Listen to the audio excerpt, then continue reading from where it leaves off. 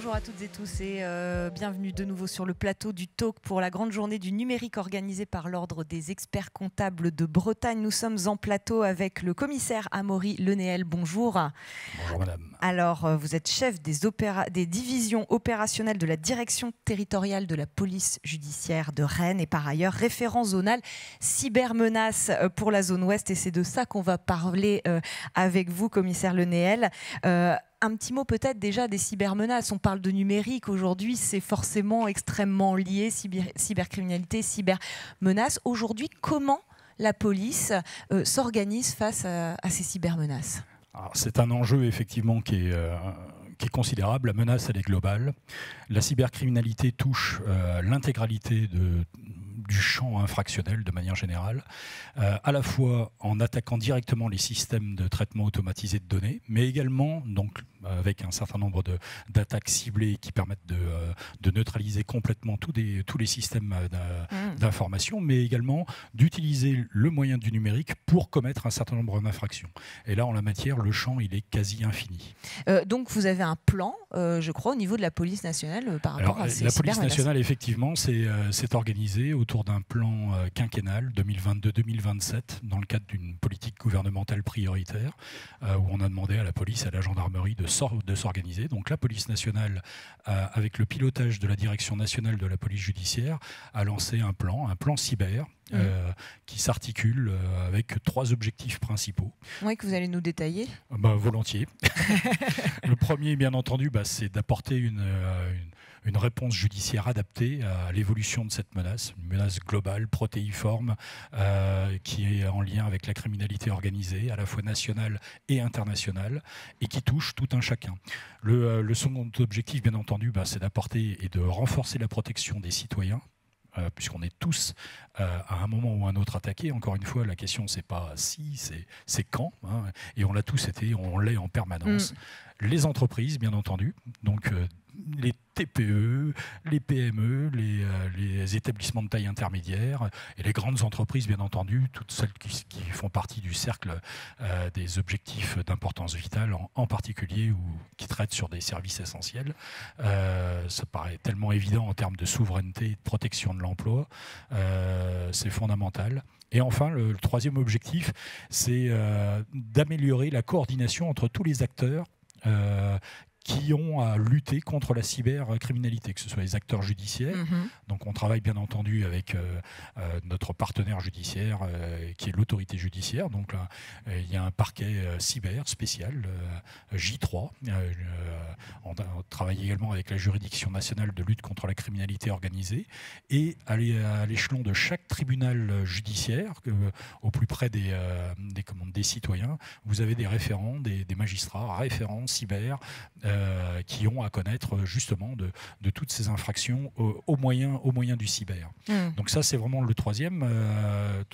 C'est également une collaboration avec les autres services répressifs, les douanes, comme la gendarmerie, au national et également à l'international. On a développé tout un réseau avec Europol, avec Interpol, avec d'autres agences internationales, notamment le FBI en particulier, avec lequel on travaille régulièrement dans des grandes enquêtes internationales. D'accord. Des grandes enquêtes, vous le disiez, mais vous avez parlé aussi tout à l'heure de petites et moyennes entreprises. Aujourd'hui, il y a une vraie pertinence à ce que vous soyez présent aujourd'hui à côté des experts comptables. C'est une profession qui est à risque. Oui, et je remercie l'Ordre des experts comptables de m'avoir invité et ça me donne l'occasion effectivement de me rapprocher, parce que les experts comptables sont positionnés de façon stratégique au contact des entreprises et peuvent déceler un certain nombre, prendre le pouls de leur écosystème, et sont tellement destinataires d'informations particulièrement sensibles, qui font l'objet d'un certain nombre de fraudes, de vols de données, et puis avec des préjudices qui peuvent être considérables. Et là, en la matière, la surface d'attaque étant tellement large, des toutes petites entreprises peuvent faire l'objet. On n'a pas besoin d'être une entreprise membre du CAC 40 pour attirer la convoitise de pirates et d'escrocs internationaux. Parfois, malheureusement, des petites entreprises de 4, 5, 6 employés se font également attaquer aux fraudes, aux faux IBAN, IBAN, aux faux ordres de virement.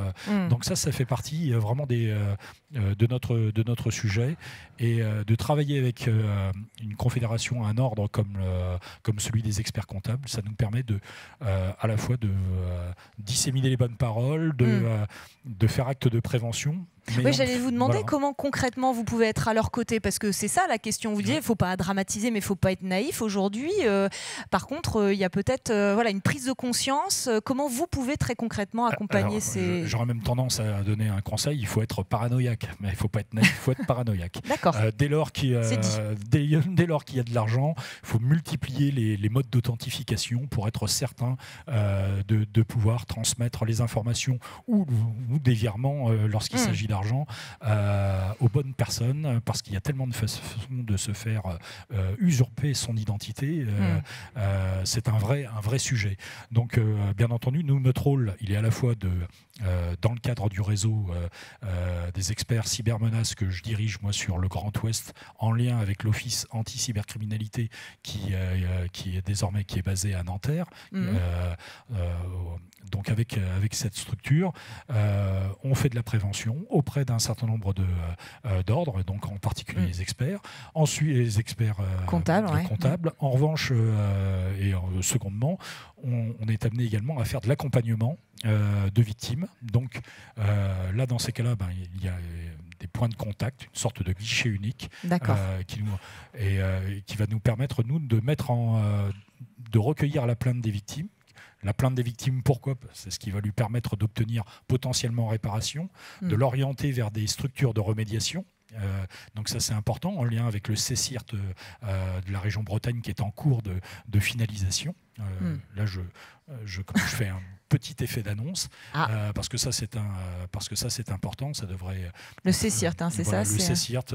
Alors c'est un cycle en anglais, mais qui veut dire c'est une centre de réponse à incident et qui sera capable d'orienter les victimes vers des sociétés et des sociétés qui ont le label pour pouvoir travailler sur la remédiation. C'est important. Ouais.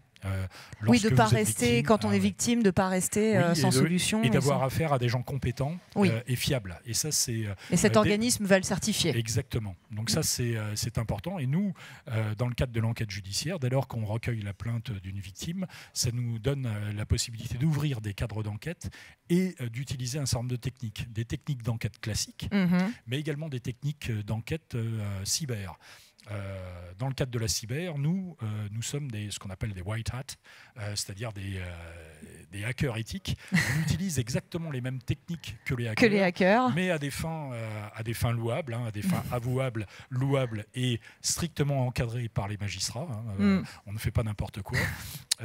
Mais ça nous arrive dans le cadre de nos enquêtes de remonter, de pouvoir éventuellement installer à distance ou en présentiel des logiciels espions dans des supports numériques des individus qui nous intéressent.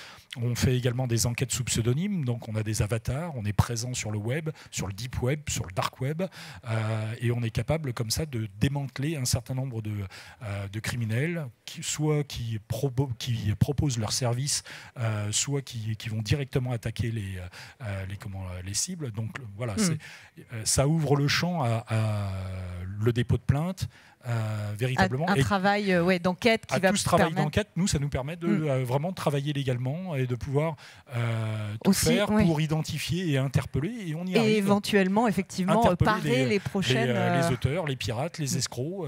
Et ça, c'est important, quelle que soit la motivation, parce que la motivation, elle peut être très, très large. Et ça, c'est important. Merci beaucoup, commissaire Le Néel, d'être venu nous expliquer tout ça, nous donner ces indications. On l'a compris, il faut être presque paranoïaque, même carrément paranoïaque. Je vous confirme, soyez parano. Mais sachez qu'en cas de cyberattaque, cybermenace, voilà, vous n'êtes pas seul. On renotera toutes les adresses que vous nous avez données. Merci beaucoup une nouvelle fois à vous et à très vite sur le plateau du Talk pour cette grande journée du numérique.